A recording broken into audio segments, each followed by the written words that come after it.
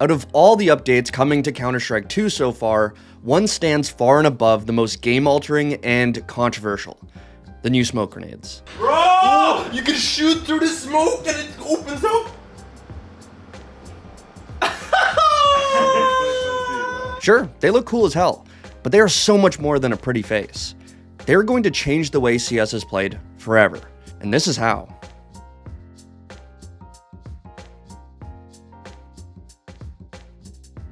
Smoke grenades have always been an integral part of Counter-Strike. Your aim and flicks are only going to get you so far. Sooner or later, unfortunately, you're going to have to learn some smokes. They are huge. Throughout the Counter-Strike series, smokes have all pretty much operated the same.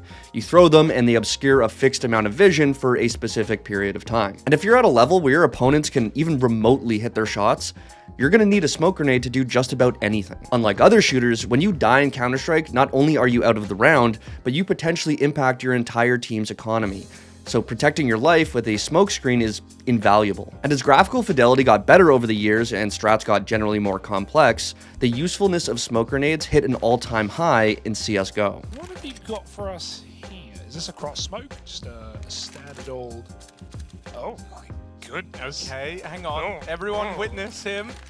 Okay. Is that an Xbox or a hinge? Is that a hinge smoke? No way. No. No. That's a hinge smoke from Pit. Ban him. Ban him right now. However, with the upcoming release of CS2, the way that smokes have historically operated has changed completely, and many believe it's going to cause a massive shift in the meta. But before we get into the potential ramifications, we need to talk about what the hell makes these smokes so different. Well, from Valve's original video on the subject, they classified their new smokes as being, quote, volumetric objects that live in the world. In layman's terms, it means that the smokes are now going to mutate to the environment, objects, and players.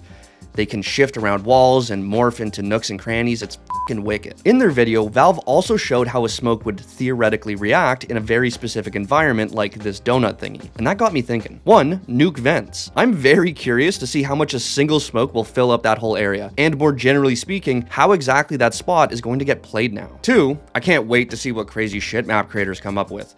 And more importantly, if Valve releases any maps that have complex spaces that can take advantage of these new smokes. Anyway, next to all those very obvious differences are a ton of more technical changes that are going to make smoke usage even more dynamic. And thanks to War Owl, we have a very good breakdown of what those things are. Although utility trajectory is still the same, a smoke grenade's plume is now taller, wider, and lasts 3.5 seconds longer than they did in Go. And as we've seen a ton of people already try out, CS2 has included a trajectory tool to use in practice mode to help people learn smokes, even going so far as to add a picture-in-picture to illustrate exactly where it will land. On top of that, it was confirmed that CS2 basically has no more skyboxes, at least none that can be interacted with. This means that smokes can now hypothetically be thrown end to end, and that's just going to raise the bar on how creative people can be with their lineups. Make sure you get your protractors ready, because as soon as the nerds get a hold of this beta, it's game over. Now, although many people were hoping for a dedicated jump bind from Valve, they won't be including one. That being said, Valve did say that jump throws are going to be easier now and you don't need a jump bind, and War Owl pretty much confirmed this in a test. There was some controversy about CS2 not adding in a native jump throw bind. I think adding it in is a good idea since it's such a big part of the game, but from my calculations, you get a 200 millisecond window to hit your jump throw without a bind. That's definitely doable. By now you might be wondering,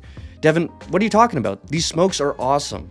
What's so controversial about them, and how are they going to change the meta? Well, if you've seen what Valve showed in the second half of their video, you would know that smokes can now be dissipated for a period of time with bullets and grenades. When I first saw this, my jaw nearly hit the floor. Not only have I never really seen a game do anything like this before, but it's going to change the way the game is played forever. Because already, people are showing exactly what strats you can pull off with this new mechanic. I'm gonna blow open this door. Here we go. Now, how exactly is this going to change the meta? Well, let's start with the obvious. Being able to blow away a smoke for a period of time is going to open up an entirely new aspect of the game. Previously, if the enemy team smoked something off properly, knowing what they were doing was basically a guessing game. But now, people on both sides of the smoke need to be prepared for someone to throw a cheeky nade and get that party started. Hey, you guys ready? You guys ready? Go, let's own this kid.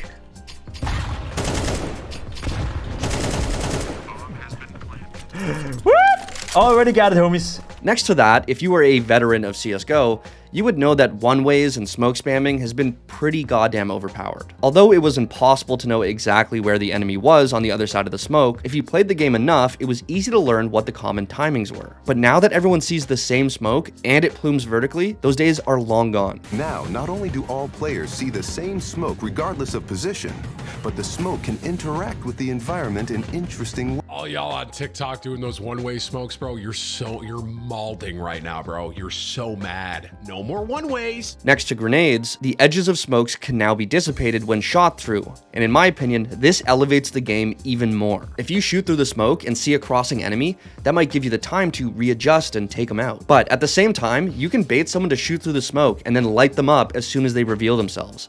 It's going to create a whole new world of mind games. Now, although this is still very raw, generally speaking, people seem pretty hyped, at least about certain aspects of this function.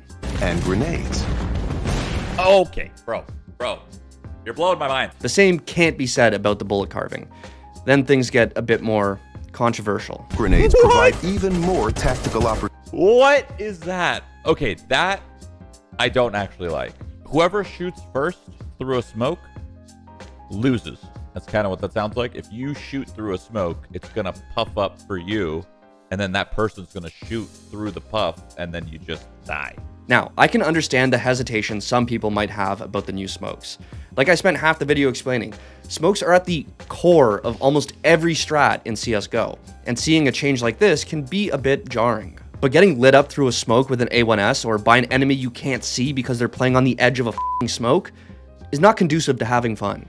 In fact, it's very frustrating. Sure, you can make the argument that these things take game IQ, but you can also argue that they very much don't. Listen, if Monacy of all people, the king of cheeky one-ways and smoke spams, is happy about this, then I think that's a good sign.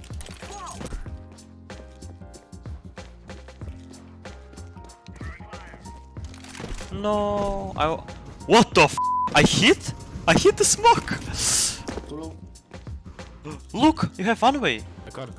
Guys, smoke looks perfect. Now, to be fair, these new mechanics don't completely get rid of smoke spams either. It just means that players need to be smarter about them, whether they're giving or receiving. And honestly speaking, I think this all raises the depth of the game tenfold. Sure, one-ways are gone, but so are skyboxes.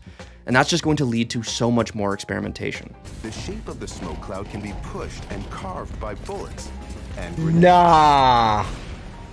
In Counter-Strike 2, smoke GG. grenades provide even more tactical G. Astralis is back. Astralis is back. I'll come back in 5 years. But with this added complexity, I'm actually really interested to see how new players are going to react.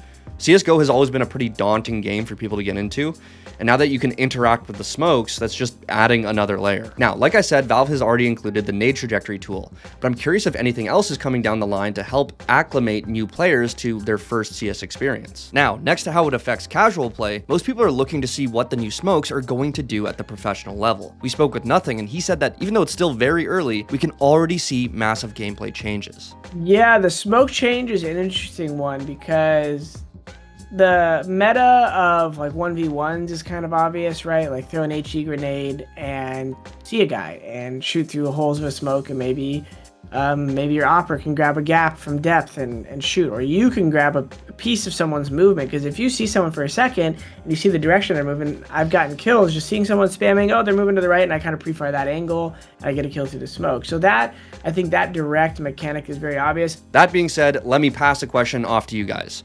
The new smokes, do you love them? Do you hate them? Do you agree with certain people that they should get rid of the bullet carving aspect? Because I don't. I love all of it, every aspect of it. I think it's great. More importantly, what things are you guys looking to experiment with when you finally get your hands on Counter-Strike 2? Let me know in the comments, and as always, stay safe and have fun. Counter-Strike has always been an accessible game because of its sort of low minimum requirements, like system requirements for like PCs. Like you can run them on like laptops and shit like that. But people are worried about the new smokes and like what the frames are going to do and if that's going to like hurt the player base at all. Now it is Valve and they think of these things ahead of time. So I'm sure they have something in the works that this is going to be like super well optimized. But then at the same time, you also can't like have it where you can like downgrade the graphics so much that like it gives people with lower graphics increased advantage, which has happened to like a lot of games in the past.